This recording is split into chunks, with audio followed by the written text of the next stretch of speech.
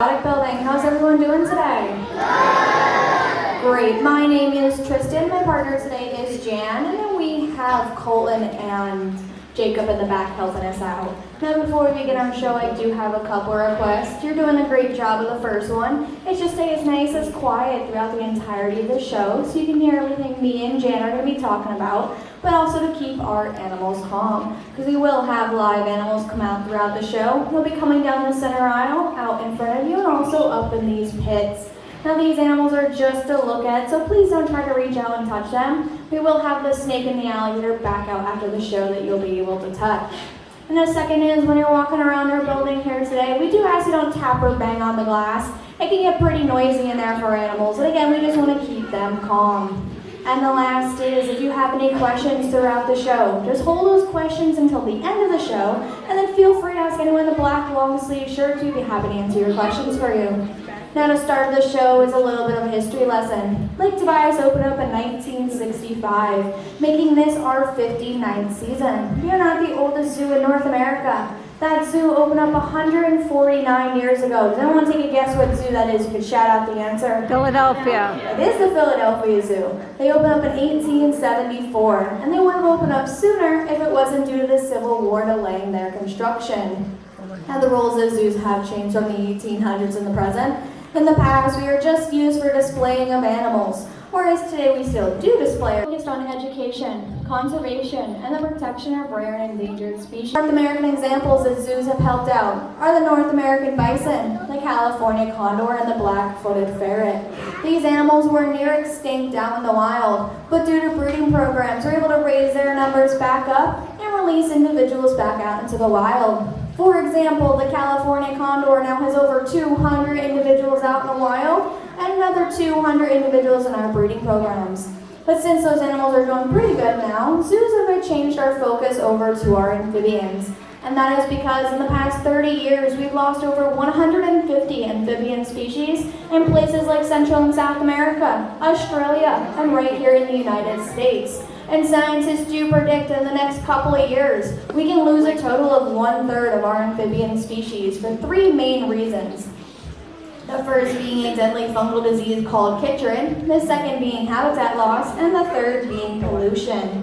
And Jan here is going to be walking around with Milo, our giant marine toad, to help me talk about how pollution affects our amphibians. He's the peeing frog. There you go. So again, Milo here is a giant marine toad. You don't have to worry about seeing these guys in your backyard. They're only from South America. But just like our amphibians have permeable skin, so there's two reasons why Jan is wearing those gloves. The first one being that permeable skin. So if Jan here had any cleaning products like hand sanitizer, soap, Germex, any of the cleaning products we've used here today, Milo here could absorb that through his skin and we become very sick. That's actually how they drink their water also. They'll sit in a puddle, a pond, a rainy day, or their water dish and absorb their water through their skin. So if there's any toxins or pollutions in that water, again, they would be affected by it. Now there is two stages to our amphibian's life cycle. There's the land stage and the water stage. So once upon a time, Milo here was a little tiny tadpole swimming around in some water. Now he is much larger and is now hopping around in his land stage. And that is how our amphibians are being most affected by pollution out in the wild, because they are affected by all land, water, and air pollution. But I did say there was two reasons why Jan is wearing those gloves. The second is actually to protect herself from Milo. And that is because Milo is actually a very toxic toad. He has two glands located behind his eyes that if he were scared or nervous could secrete a milky white toxin that could be very harmful for us. If it were to get on our skin, it would be an itchy, painful rash, kind of like poison ivy. But if Jan here would ingest that like a predator out in the wild, she could become very sick. She can have headache, fever, hallucinations, nausea, stomach cramps. Enough can actually stop the human heart from beating. So that's why we do ask you don't touch any amphibians out in the wild that you find, because you don't know what you have on your hands that might hurt them, or what type of defense like Milo here has that can harm you. Now I did say we were worried about our amphibians, but the giant marine toad is very numerous down in South America. We're not too worried about them. With our animals here at Lake Tobias, they're on the endangered species list. We have our addax antelope, our African crown crane, the noisy monkeys on the hill, the gibbons, our Bengal tigers, all our lemur species. And in this building, we have the cotton-top tamarin and our pancake tortoise. They are actually critically endangered. But there's one other animal in this building that we are worried about. It's that little furball at the bottom of the tree. She's not on the endangered species list yet, but due to her habitat, the rainforest being destroyed at a rapid rate, she could be on that list very soon. Wow. I'm gonna go over and see if she wants to get up for the show while Jan talks more about her. Okay, this is Chewie. And we Chewie, named her that's right. Chewie because we think she looks like Chewbacca from Star Wars. Oh. Chewie is our two-toed tree sloth. Now there's another type of sloth in the world called the three-toed sloth, with the main difference between them being the number of toes on just their front feet. I think they're the If Chewie laziest does decide to animals wake in the up here, world. she's kind of stubborn sometimes. You're going to find that she has 2 toes on the front and 3 on the back. A three-toed sloth has 3 toes on all 4 of the feet. There he is. Two-toed sloths like Chewie are also nocturnal. They usually spend 15 to 18 hours a day sleeping, and they're more active at night. Three-toed sloths are like us, they're diurnal, they're going to be active in the day. And it looks like she does not want to wake up, does she, today? Okay, we'll let her go. Now she might wake up a little bit later for you to She's go. tired. But all of your sloths come from the rainforest of She's Central tired. and South Maybe America. later. They're very slow-moving, leaf-eating mammals that spend most of their entire life hanging upside down in trees. And their bodies are very well made for that upside down position. If she would have crawled up here, you would see how her hair splits down the center of her stomach and grows towards her back. That's the opposite direction of other animals' hair, like a cat or a dog. It goes from their back to the belly. Well, that's because she is hanging upside down. So now all of that rain in the forest hits that belly first, follows the hairline, and drops off her back, so she stays drier. She also has her major body organs down along that backbone. So those organs function better when she's hanging upside down. And the females give birth hanging upside down too, so try that sometime, ladies. Yeah. Now, not only does she move very slow, she has a really slow metabolism. Her digestive system is so slow that anything she eats today is going to take her a week to a month to fully digest. Wow. You and I digest our food about 1 day's time, so it's really a difference. Yeah. And out in the wild, they do look a little different. That's because it's nice and clean in this building, but that rainforest is very dirty, humid, hot, wet, and she moves so slow that quite often algae, moss, and tiny plants will start to grow in their hair, which sounds disgusting, but it's good because it gives it a greenish color that helps to camouflage them from their predators. But if she is up in the trees, maybe she gets frightened or knocked down by a jaguar or a harpy's eagle, when a sloth falls out of a tree and hits the forest floor, they have to roll over on their belly, crawl across the ground, pulling themselves along with their front legs until they find another tree to climb back up. Snapping turtle. And that's because their arms and legs are made just for alligator hanging snapping on the turtle. branches. They do not have muscle in those arms and legs to walk on the ground like other animals. And they do like to hang above water. If a sloth ever falls into the water, that's okay. They are excellent swimmers. They have a really good doggy paddle. But if she ever fell in here, she'd want to swim pretty fast. She shares her exhibit with an alligator snapping turtle named Daisy. And we're going to put her right up here. So she'll all sit back. Alligator snapping turtles come from the southeastern parts of the United States. They're one of the world's largest types of freshwater That's what I call turtles. big mouth. And they are different from our see that, Ben? common snapping turtle here in Pennsylvania. Wow. Some of the differences is, first of all, in that head. You can see Daisy has a larger head, but a Her shorter name's neck. Daisy. She has a little bit less mobility. On a common snapping turtle, it's a smaller head and a longer neck. They have more ability to walk up to get onto the sides. And then on that shell, Daisy's shell is very rough and rigid. Looks very much like the back of an alligator, which is how it got its name, alligator snapping turtle. On the common snapping turtles, it's very smooth shell. And then the third difference is the size. Goodness. Common snapping turtles are usually anywhere from 40 pounds up to a record of 75. Daisy here is a very small alligator. Daisy looks snapper right mad. now. She's only 35 pounds. But the average weight for them is going to be anywhere from 150 up to the current record weight of 249 pounds. So she has a lot of growing to do. Now, since they are such large animals, it's so large, they have an interesting way of catching food. They do not chase after their food. They get their food to come to them. She'll do that by sitting very still at the bottom of the pond or the river, that mud and silk cover her shell, and then she simply opens up her mouth like she's doing right there. On her tongue inside, you might see it, is a little pink appendage that looks like a worm. So she sits there very still with her mouth open. She's moving this worm-like appendage back and forth. She's waiting for a frog or a fish to enter her mouth to try to catch it. When they do, she simply closes her mouth and she's caught a meal. So she really does fish for her food with it. Now we've been told they can close that jaw the amount of 1,000 pounds of pressure per square inch. And if that's true, it is one of the strongest jaws in the animal kingdom. Right up there with the strength of the alligator's jaws. In any case, we have to be very careful because it could take our fingers right off. Daisy right now is about 18 years old. We know that they can live in captivity to be about 70 to 80 years of age. Out in the wild, it's even longer. There was one found down south years ago with the remains of musket balls dating back to the Civil War, still embedded in its shell. So when they found it, they estimated to be about 110 years old at that time. All right, that's all we have for Daisy. I do hope that Chewie does get up and crawls around so you can see her better. If she does, she might get close to that railing up there. Folks, please do not reach out and try to touch the sloth. I know she looks soft and cuddly, but Chewie's not as friendly as she looks. She does have 4 sharp teeth, a real long reach with her arms to take everything right into her mouth, which is where it all goes. And she also has a really bad eyesight, sometimes a really bad attitude as well. So she likes to grab hair, ponytails, cell phones, whatever she can. Don't let her get away with that. All right. She ain't taking my cell phone. Anyone here loves snakes? You're excited to be in the reptile building here today? Decent amount. Anyone here live opposite? You're terrified of snakes? You're forced in the building? We got a couple people. I'm going to be talking about a snake friend here. But before I talk about her here, do I have a very brave child volunteer? Someone who's going to be so brave that they're going to help me clean the restrooms after the show. Our granddaughter Scrub some Ayla's toilets. brave. She do. Now, who wants to help me hold a snake? Ayla loves animals. I saw your hand go up earlier, buddy. You want to come help me hold a snake? All right, what's your name? Lucas? Perfect. Do I have to stand up right here, Lucas? Have you ever held a snake before, Lucas? Yeah? Great. You're an expert?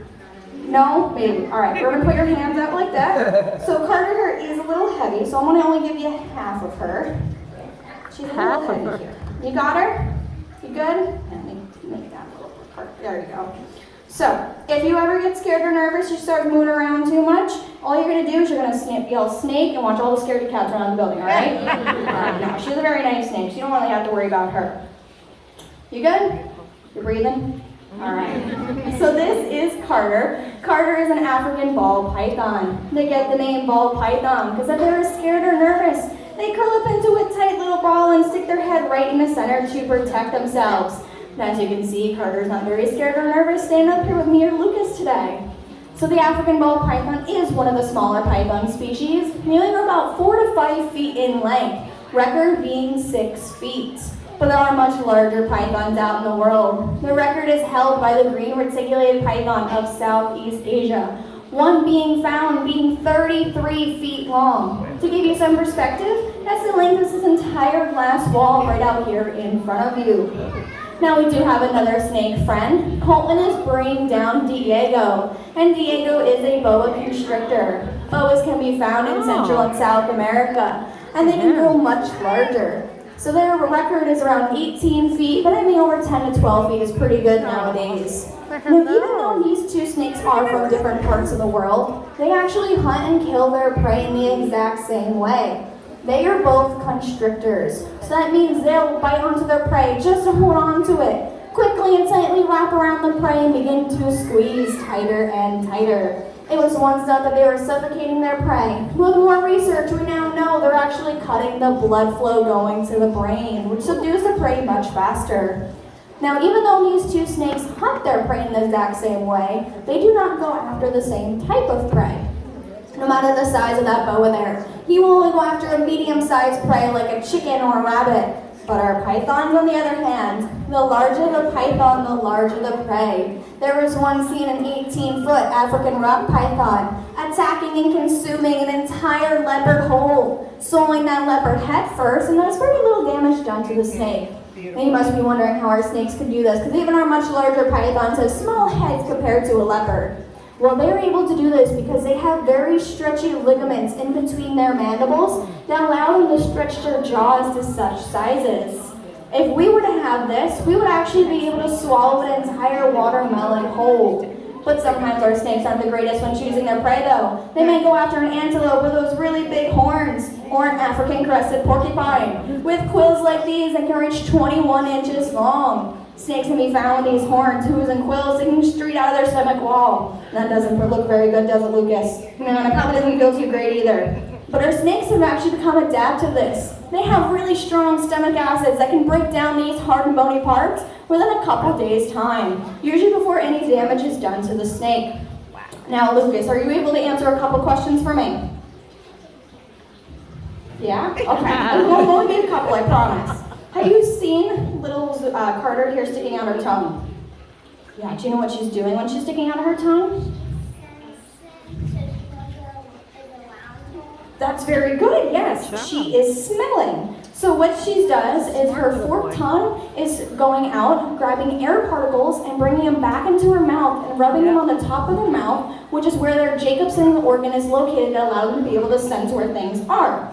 Now, do you see these little roll of holes located on Carter's top lip? Yeah?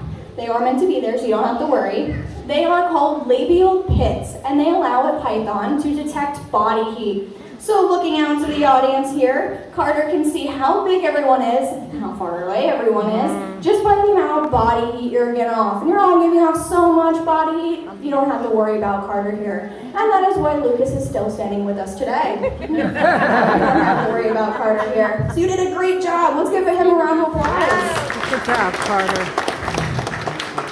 Now I'm going to give Carter back over to Colt and the show back over to Jan and talk about our last animal.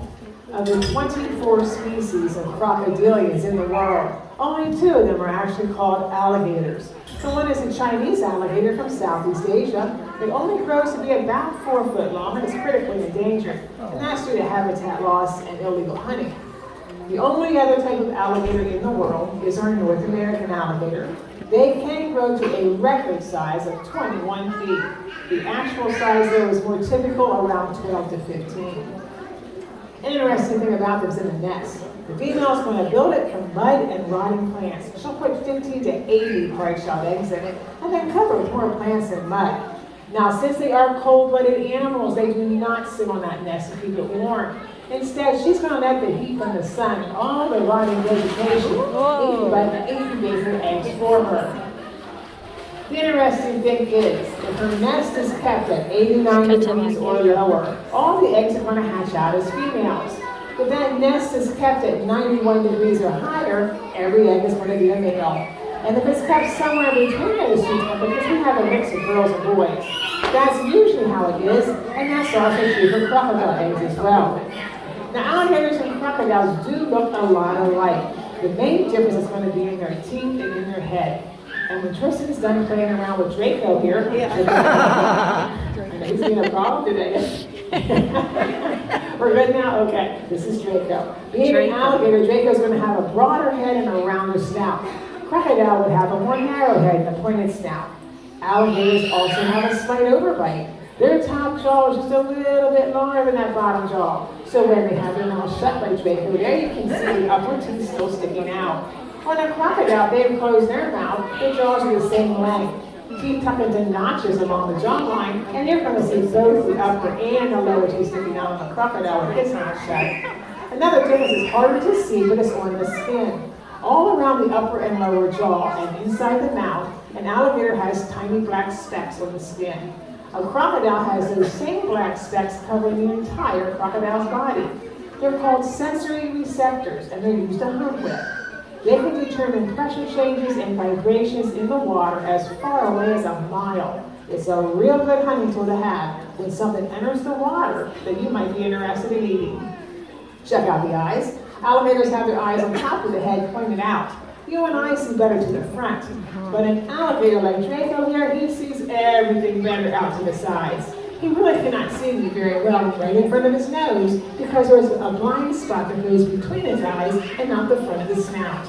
So folks, if you are ever being chased by an alligator, the best place to run actually is in front of his nose where they can't see very well.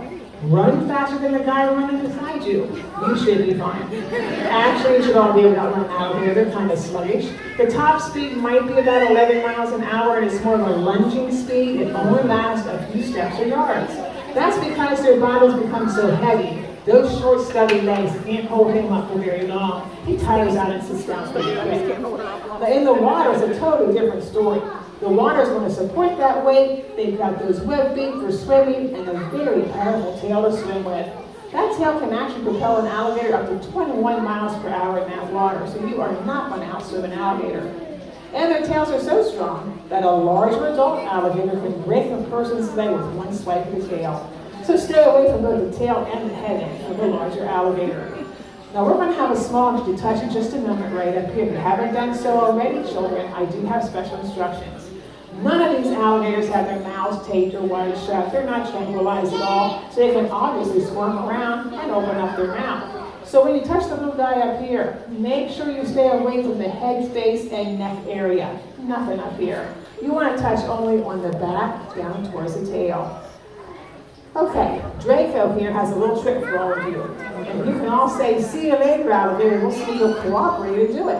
1, 2, 3. See you later, alligator. It took Tristan a long time to teach him that one, by the way. We're going to put the snake back here and the alligator back here. If you have any questions, please ask. And if you're looking for hand sanitizer, it's right outside. Thank you all for coming. Hope you enjoy your day today. So thank you.